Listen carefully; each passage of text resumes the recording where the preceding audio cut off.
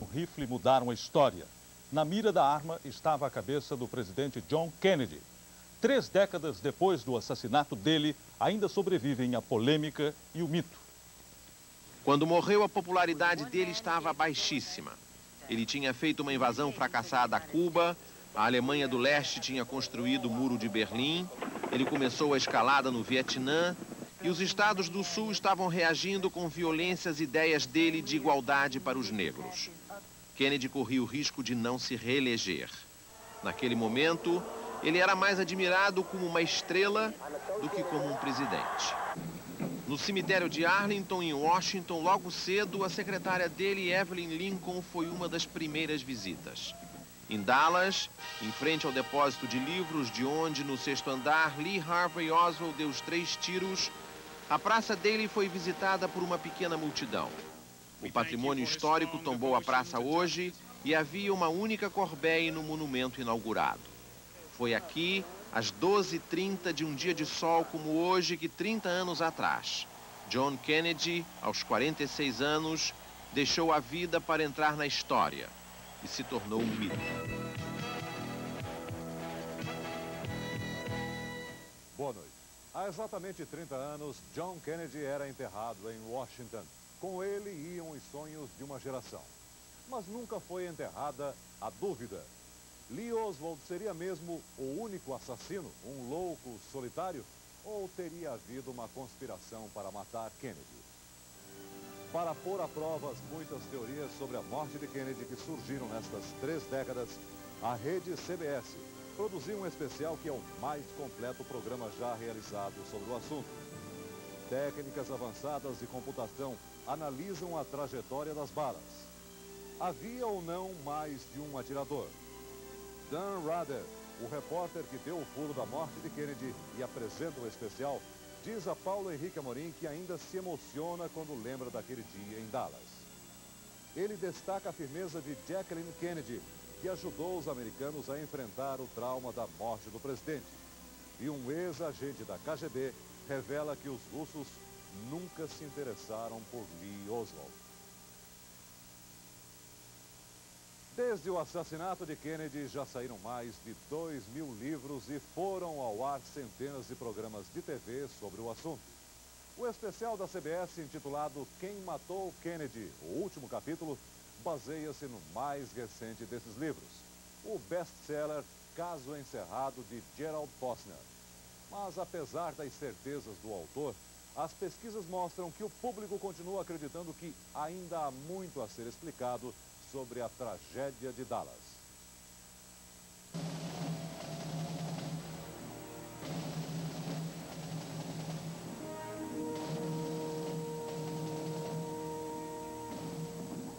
I, John Fitzgerald Kennedy, solemnly swear.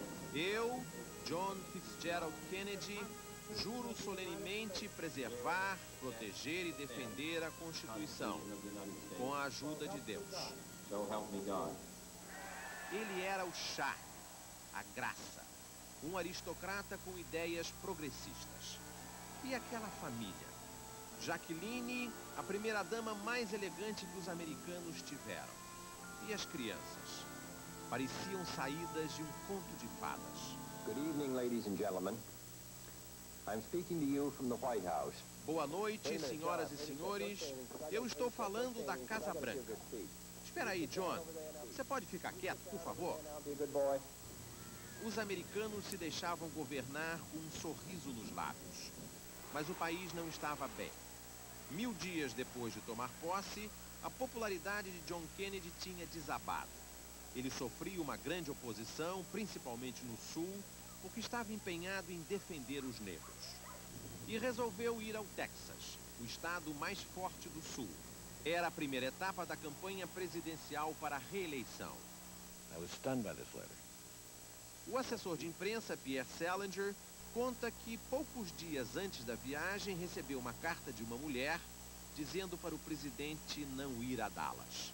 Mostrou ao presidente e ele disse: se eles quiserem me pegar, eles me pegam. E pegaram. 22 de novembro de 1963. Sexta-feira. O casal Kennedy chega a Dallas.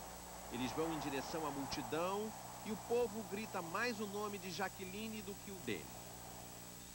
Segundo a comissão Warren, que investigou o assassinato e entregou as conclusões ao presidente Lyndon Johnson 10 meses depois, o que ocorreu daí para frente foi o seguinte.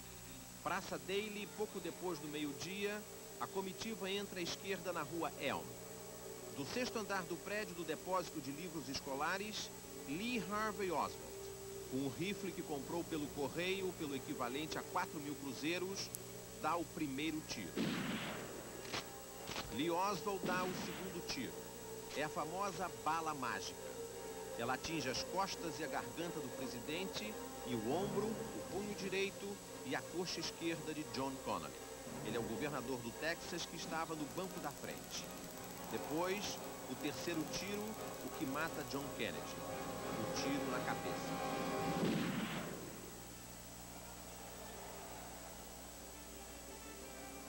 Segundo a comissão Warren, Lee Oswald agiu sozinho. A comissão não encontrou provas de uma conspiração dentro ou fora dos Estados Unidos para matar o presidente americano. Em Nova York, a principal emissora de televisão, a CBS, interrompeu a novela para dar um boletim com Walter Cronkite, o apresentador do principal noticiário da estação. O presidente levou um tiro e está sendo levado para o hospital Parkland. O país tomou um choque. Na América não poderia ocorrer uma coisa dessas. Ninguém podia acreditar que se fizesse aquilo a ele, John Kennedy, a um rei Arthur, o da lenda dos Cavaleiros da Tábula Redonda. Era impossível. Pouco depois, um outro boletim. Sobre o possível assassino, um momento. Temos uma informação do nosso correspondente em Dallas, Dan Rather. O presidente Kennedy morreu. A CBS foi a primeira a dar a notícia. Essa viria a ser a informação mais importante da carreira daquele repórter de 32 anos, que acabaria, em boa parte por causa desse furo, substituindo o Cronkite. Hi, Paula Marim, TV Globo Brasil. Por que ninguém acredita na comissão Warren? Por que as teorias conspiratórias ainda são tão fortes? Eu acho, diz Rather, que é porque ninguém no mundo consegue entender como um fracassado, um demente como Lee Harvey Oswald, pudesse matar um líder carismático, um vencedor como John Kennedy. Você alguma vez duvidou que Oswald fosse o único assassino? Claro, tive e tenho dúvidas até hoje, diz Rather. Hoje? Sim. Todo mundo que eu conheço e que se envolveu com esse caso, teve dias em que disse, meu Deus, não tenho certeza. Não é só Dan Rather. Muitos americanos não têm certeza nenhuma. Segundo uma pesquisa feita pela CBS no mês passado, 9 em cada 10 americanos acham que Lee Oswald não agiu sozinho. E 4 em 5 americanos acham que o governo abafou a verdade. Poucos dias atrás, em Nova York, Dan Rather estava participando de uma apresentação do 6º programa especial em 30 anos, realizado pela CBS sobre o assassinato de John Kennedy. A tragédia ainda emociona até os jornalistas mais experimentados. Quando era exibido o trecho do programa em que Walter Cronkite, hoje aposentado, reconstituiu o enterro, era um pesadelo. Aconteceu, acabou, não há o que fazer. Estávamos enterrando ali um pedaço do nosso passado. O filho John. Foi um dia difícil. Apresentadores não deveriam chorar, diz Cronkite. Anchorman shouldn't cry. Ao nosso lado, ali na sala, ao som dos mesmos tambores, Dan Rather também se emocionou.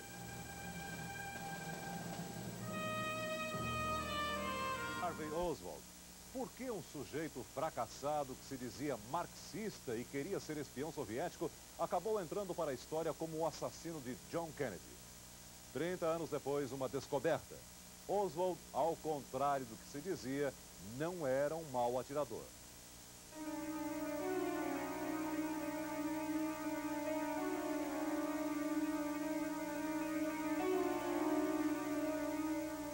Pouca gente sabe que Lee Oswald tinha uma mira muito boa. Ele era capaz de acertar 48 alvos em 50, a uma distância de uns 200 metros. E o presidente Kennedy estava a apenas 70 metros daqui dessa janela. Para Oswald, o presidente Kennedy foi um alvo muito fácil.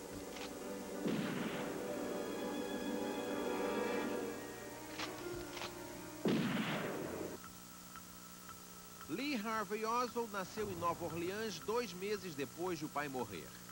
A mãe vivia desempregada. Mudou de casa 5 vezes antes de o filho fazer 4 anos. Ele foi para um orfanato em Nova York e uma assistente social achou que ele era emocionalmente desequilibrado. Adolescente, voltou para Nova Orleans e começou a estudar marxismo. Aos 17 anos, entrou para os fuzileiros navais, onde se revelou exímio atirador.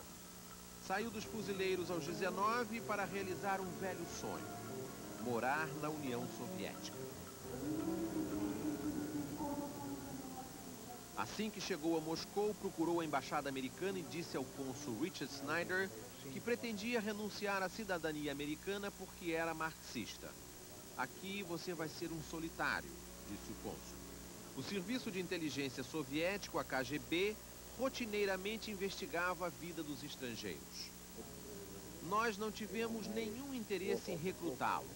É o que diz Oleg Neshiporenko, antigo agente de contra-informação da KGB. O coronel Neshiporenko esteve semana passada em Nova York para assistir ao programa especial da CBS e lançar seu livro Passaporte para o Assassinato, a história que ninguém conhece de Lee Harvey Oswald, pelo coronel da KGB que o conheceu. Em Moscou, Lee Oswald começou a escrever um diário. Ele registrou que, com a rejeição da KGB, cortou um pulso. A KGB levou Oswald para o hospital e, com medo das repercussões políticas de um suicídio de Oswald na União Soviética, deu permissão para ele morar no país, mas longe de Moscou, em Minsk. Aí ele trabalhou numa fábrica. Ele odiava o trabalho. Conheceu Marina, que se apaixonou por ele e comprou um rádio. O rádio quebrou e ele não soube consertar o rádio. Foi quando a KGB se convenceu de que ele não era da CIA. Nós descobrimos que ele construiu 2 bombas, como se fosse um hobby. A KGB não gostou e Oswald teve que voltar para os Estados Unidos.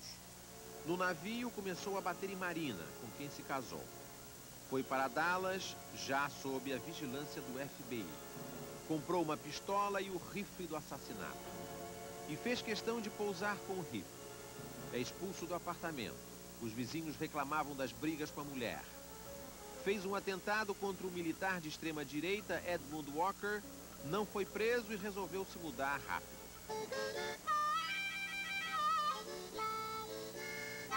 Voltou a Nova Orleans. Dizia para todo mundo que era marxista. Criou um comitê em defesa de Cuba, distribuía panfletos de rua, mas não conseguiu adeptos. Tomou um ônibus e foi para a Cidade do México. O coronel Neshiporenko era o chefe da KGB na Embaixada Soviética no México. Oswald disse a ele que precisava voltar para a União Soviética. O FBI estava atrás dele. Ele corria risco de vida e mostrou o revólver. O coronel Neshiporenko desconfiou que se tratava de um desequilibrado, mas havia 50% de possibilidades de ser um agente da CIA. Oswald disse que queria primeiro ir a Cuba, e Neshiporenko comunicou que não ia dar o visto para a União Soviética. Oswald ameaçou: se voltar para o meu país, eu vou ser assassinado. Neshiporenko não deu bola. Oswald voltou para Dallas e apenas 7 semanas antes de matar John Kennedy, conseguiu um emprego no depósito de livros. Ele preenchia pedidos das escolas. Um mês depois, leu num jornal que o presidente vinha a Dallas. Perguntou sobre o trajeto aos colegas. Vai passar embaixo daquela janela. Harold Norman também trabalhava no depósito. Na hora do assassinato, ele estava no 5º andar, na janela embaixo da janela de Oswald. E reproduz o barulho que ouviu.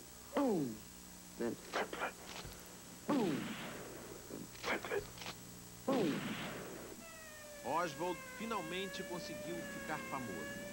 Saiu a pé para casa, apanhou o revólver, matou um policial que achou que ele se encaixava na descrição transmitida pelo rádio do carro. Oswald foi para o cinema ver John Wayne em O Mais Longo dos Dias.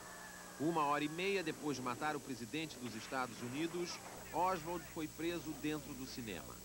25 horas mais tarde, ele se encontraria de novo com a morte. O corpo do presidente Kennedy tinha chegado a Washington e Lee Oswald já estava preso numa cela. Ele não sabia que daí a pouco ia se encontrar com Jack Ruby. E os dois se mereciam. Eram dois pobres diabos querendo aparecer.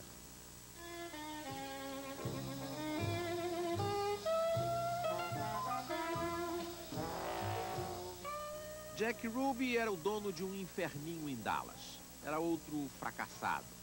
Não passava de um rufião de segunda classe. Adorava aparecer e admirava o presidente Kennedy. Para conseguir dançarinas, tinha amigos da máfia. Para não ser importunado pela polícia, fazia amigos na polícia.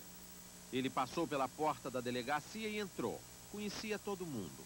Lee Oswald estava sendo levado para a sala de interrogatórios e cometeu um erro fatal. Pediu para voltar à cela e trocar de agasalho porque queria parecer bem diante de toda a imprensa. Foi o tempo de Jack Ruby se encontrar com ele. Quando o policial entrou na sala com Oswald algemado, reconheceu Ruby pelo canto do olho. O mesmo chapéu de sempre. Oswald passou por Ruby e deu um sorriso amarelo. Ruby matou Oswald a queima-roupa. He's been shot. He's been shot. Lee Oswald has been shot. There's the man with a gun. It's absolute panic. A fotografia mais famosa de todo o episódio. O policial não parecia acreditar. Jack Ruby morreu de câncer na prisão. Jamais se provou ter matado Oswald a mando de alguém. Uma queima de arquivo. Matei porque não gostei daquele sorriso para mim, disse Ruby no julgamento. Mas a morte de Oswald, antes de ser processado pela justiça, deu origem a todo tipo de teorias conspiratórias. 30 anos depois, Dan Rather é cauteloso, mas firme. Oswald atirou. Há uma alta probabilidade de ter sido o único a atirar. E não há nenhuma prova concreta de uma conspiração. And that there is no solid evidence of a conspiracy. 30 anos depois, foi possível entender a sequência de fatos daquele dia em Dallas. Parte da resposta está na tecnologia. As técnicas mais avançadas da análise de imagens por computador permitiram esclarecer como Kennedy foi assassinado.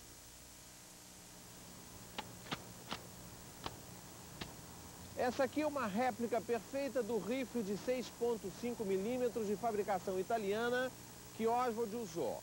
Se nem Oswald nem o rifle fossem capazes de dar 3 tiros em 5 segundos e meio, teria havido um outro atirador e, portanto, uma conspiração. A comissão Warren concluiu que Oswald não puxou o gatilho até a limusine passar pela água. Entre o primeiro tiro e o terceiro, o tiro fatal, se passaram 5 segundos e meio, segundo a comissão. É quase impossível atirar 3 vezes e acertar 2 tiros em tão pouco tempo. Mas a rede CBS construiu um alvo de proporções iguais e uma pista de provas com as mesmas dimensões da Praça Daly. O alvo se movia à mesma velocidade da comitiva do presidente. E a CBS convidou 11 atiradores de primeira qualidade para tentarem reproduzir o que Oswald fez. E só 4 dos 11 atiradores conseguiram. Ou seja, era muito difícil, mas possível. Na verdade, diz Rather, Oswald teve mais tempo para atirar do que a comissão Warren imaginou.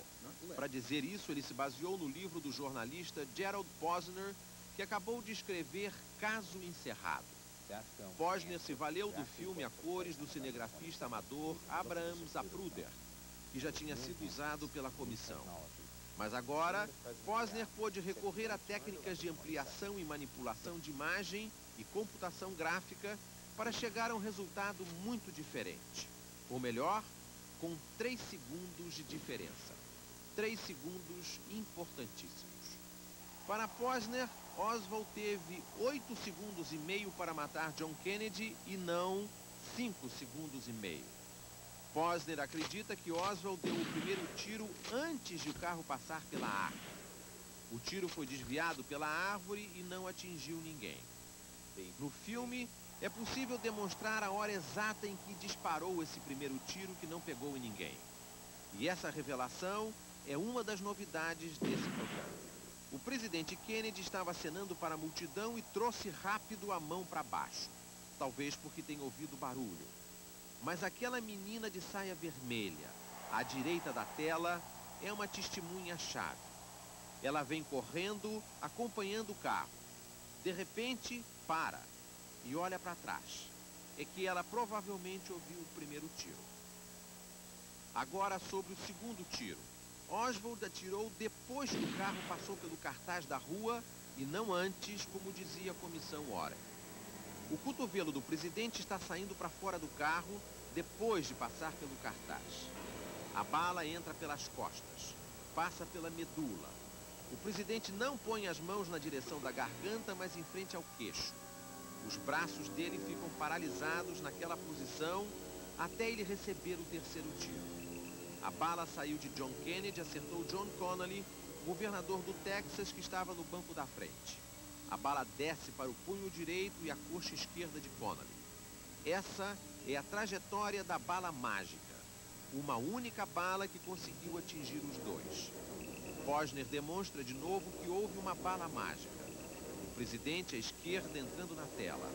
O branco do punho da camisa dele. A lapela de Connally, do lado direito de Connally. A gravata no centro das lapelas. De repente, a lapela do lado direito cobre a parte da camisa. É quando a bala mágica entra pelas costas de Connally. A comprovação de que houve uma bala mágica é fundamental.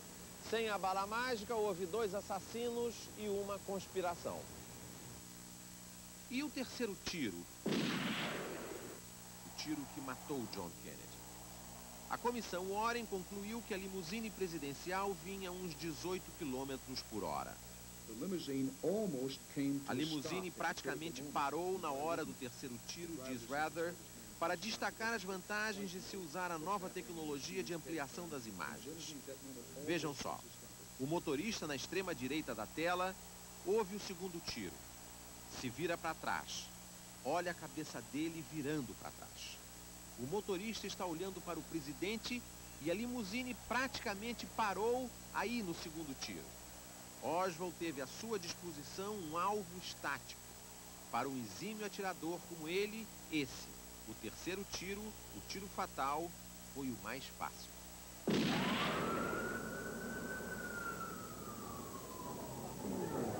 Há 30 anos tem gente que acredita que houve um segundo assassino que atirou no presidente Kennedy de frente.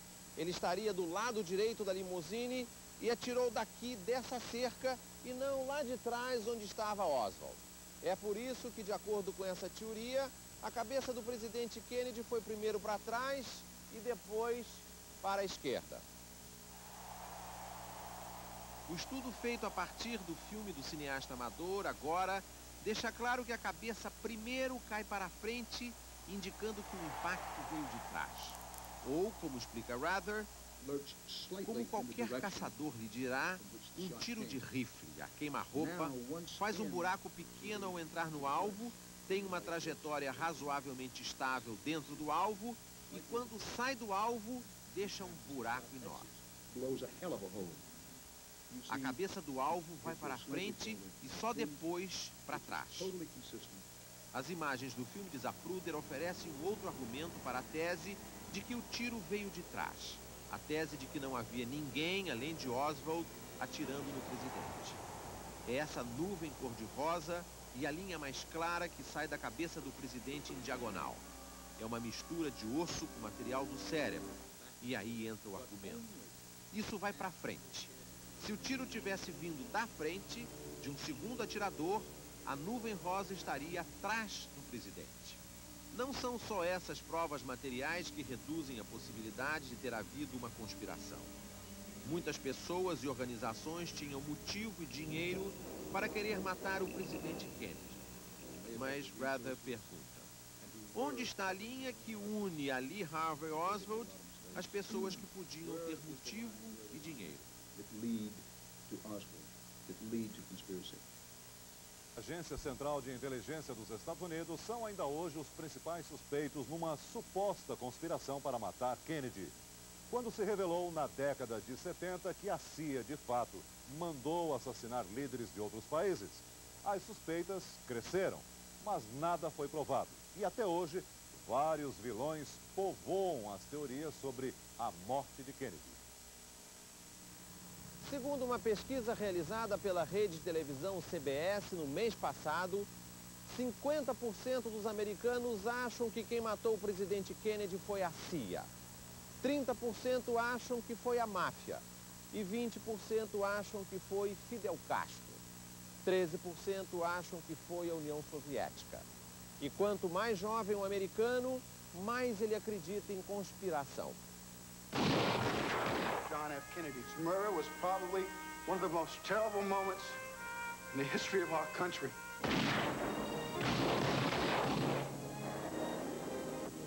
Você acha que o filme de Oliver Stone reforçou as teorias conspiratórias? Simplesmente não sei, diz Rather. Se você vir como um filme de Hollywood, uma obra de imaginação, não tenho nada contra ele. Só quando ele pretende ser um filme histórico, aí, respeitosamente, discordo, diz Rather. O filme de Stone contém todas as teorias conspiratórias. A CIA, a máfia, os cubanos. Mas, na vida real, a posição do FBI era mais delicada. A CIA grampeou a embaixada da União Soviética no México e enviou um relatório ao FBI sobre a misteriosa visita de Oswald ao coronel Nechiporenko. O FBI não deu a menor importância. Um agente do FBI deu uma busca de rotina à casa de Oswald e só encontrou Marina. Mais tarde, Oswald foi à sede do FBI em Dallas e deixou uma nota escrita: parem de importunar Marina, senão a chefia de polícia de Dallas e a agência do FBI vão explodir. O FBI não considerou que isso fosse uma ameaça violenta e não avisou ao Serviço de Segurança da Casa Branca. Isso tudo ocorreu 20 dias antes do assassinato do presidente Kennedy. No dia em que Oswald morreu, um agente do FBI recebeu ordens para sumir com o bilhete ameaçador de Oswald. O agente jogou o bilhete na privada e puxou a descarga. A comissão Warren jamais soube de nada disso. Os políticos e as organizações burocráticas cometeram tantos erros, diz Rather, para cobrir os próprios erros que, se esse caso tivesse sido entregue a 3 ou 4 detetives de homicídio de qualquer grande cidade do mundo, do Rio de Janeiro ou de Nova York, teria sido encerrado em um mês. E a máfia? Ninguém mais do que o irmão de John Kennedy, Robert, o ministro da Justiça, perseguiu a máfia nos Estados Unidos. Disse que um líder mafioso, Carlos Marcello, chegou a ameaçar. Segundo as leis da máfia, a melhor maneira de se livrar de Robert é matar John. Corte a cabeça e o cachorro inteiro morre. O FBI grampeou praticamente todos os telefones e todas as casas de mafiosos nos Estados Unidos e não conseguiu encontrar nenhum indício de associação com Oswald. Os mafiosos comemoraram a morte do presidente, mas ficaram nisso. Nicholas Katzenbach, o vice-ministro da Justiça no governo Kennedy, acha que a máfia não contrataria alguém como Oswald. E se contratasse, ele não teria sobrevivido para chegar a ser preso. E a CIA? O filme de Stone insiste na participação da CIA. John Kennedy estaria empenhado em acabar com a guerra do Vietnã, ele pensava em se reaproximar de Fidel Castro, mas acima de tudo ele teria dito: vou acabar com a CIA. Um monte de bobagens. É o que diz Richard Helms, diretor da CIA na época. Trabalhei lá há 25 anos, diz Helms, e nunca ninguém me falou disso. Há uma regra não escrita, mas escrita a sangue na CIA. conta Helms. Nós podemos fazer trabalho clandestino no exterior, mentir, subornar, corromper, o que for. Mas lá dentro, ninguém mente para os superiores. Muitas vezes a ficção faz mais sentido do que a realidade. Mas a suspeita de que o FBI, a CIA ou a máfia tivessem participado do assassinato do presidente Kennedy é, por enquanto, mera especulação ou obra do cinema. Mas e a União Soviética? E Fidel Castro? No dia em que o presidente Kennedy foi assassinado, um agente da CIA entregou a um outro agente da CIA uma caixa contendo uma caneta para matar Fidel Castro. Era uma caneta envenenada que um médico tinha bolado para injetar veneno no presidente cubano se ele se aproximasse de um agente da CIA. 2 anos antes, o presidente americano tinha autorizado a invasão a Cuba na Baía dos Porcos. Foi um desastre. Em 3 dias, um exército de exilados cubanos treinados pela CIA desistiu da aventura. Jack Valente, na época, assessor de Lyndon Johnson. Kennedy tentou pegar Castro, mas Castro pegou Kennedy primeiro.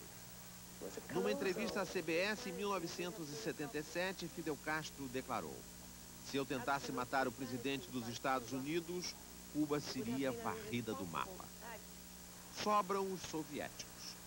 1963. Era o ponto mais alto da Guerra Fria. 1 ano antes, em novembro, quase houve uma guerra atômica. John Kennedy obrigou o líder soviético Nikita Khrushchev a retirar mísseis nucleares que tinham sido instalados secretamente em Cuba. Os mísseis foram desmontados, mas a tensão entre os dois líderes estava de pé. Assim que John Kennedy morreu, o governo americano tentou localizar Khrushchev para dar a notícia. Mas ninguém conseguia achar Khrushchev. Surgiram várias suspeitas nos Estados Unidos. Será que o assassinato é a senha para um ataque surpresa contra o território americano? Naquele momento, todas as hipóteses eram plausíveis. Mas, do outro lado do mundo, Nikita Khrushchev também estava em pânico. Os Estados Unidos podiam desconfiar que Moscou estivesse por trás daquele americano que tentou fugir para a União Soviética. Sem avisar ninguém, Khrushchev foi à embaixada americana em Moscou, apresentou condolências e disse ao embaixador: por favor, acredite em mim, não temos nada a ver com isso. Com o fim da Guerra Fria, os arquivos do país foram abertos e não surgiu nenhum documento envolvendo os soviéticos. A imprensa cumpriu seu papel e contou tudo o que sabia. Acho que a imprensa, diz Rather, inclusive a eletrônica, fez o melhor que podia nas circunstâncias. Mas a melhor coisa que nós fizemos foi dar aos americanos a certeza de que o que nós sabíamos, eles sabiam. Novembro. No dia de hoje, há 30 anos, as imagens do funeral de John Kennedy comoveram o mundo. Ali, no momento da dor, se revelava a força de uma nação e de uma mulher, Jacqueline Kennedy.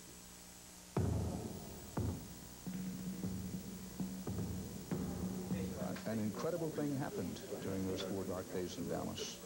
Uma coisa incrível aconteceu naqueles 4 dias negros, lembra o jornalista Dan Rather. Sob a maior tensão, este país conseguiu realizar a troca de liderança política. Foi um teste histórico à estabilidade desta sociedade e os Estados Unidos passaram no teste. O assassinato de Kennedy falou das fraquezas da América. A transferência pacífica de poder falou dos pontos fortes. E na segunda-feira, lembra-se Rather, a senhora Kennedy prestou um grande serviço ao país.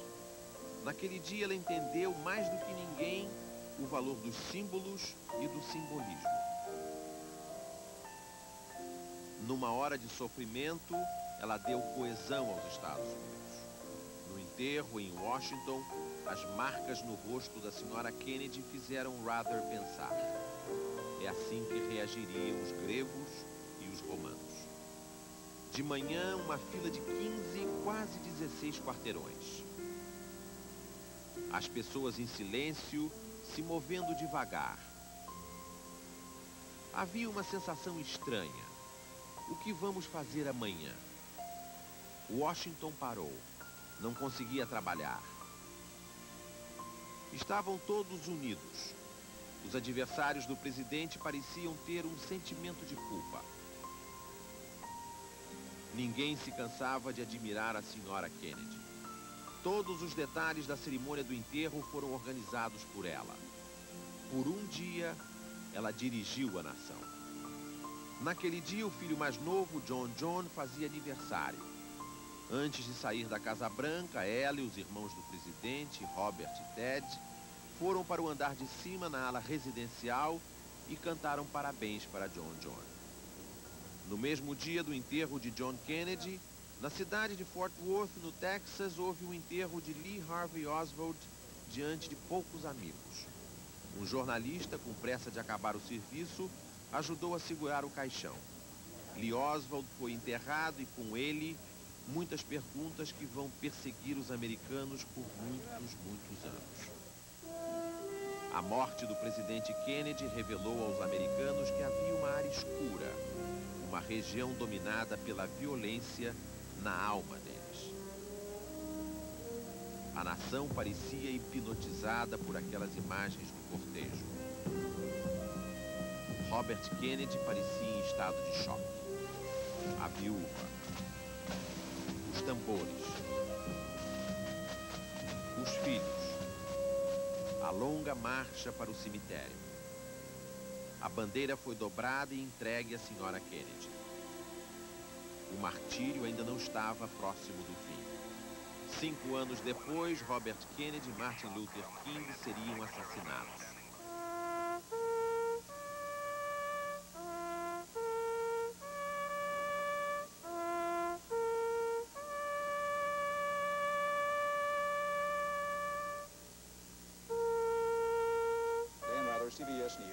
Dan Rather fez tudo que um jornalista americano da geração dele poderia ter feito. A guerra do Vietnã e o escândalo de Watergate que derrubou o presidente Richard Nixon. O assassinato de John Kennedy, essa foi a história mais emocionante que você cobriu? Sim. Mais do que o Vietnã, o Watergate? Sim. Foi a mais fascinante, a mais intrigante. Você votou em Kennedy? Eu nunca digo em quem eu votei.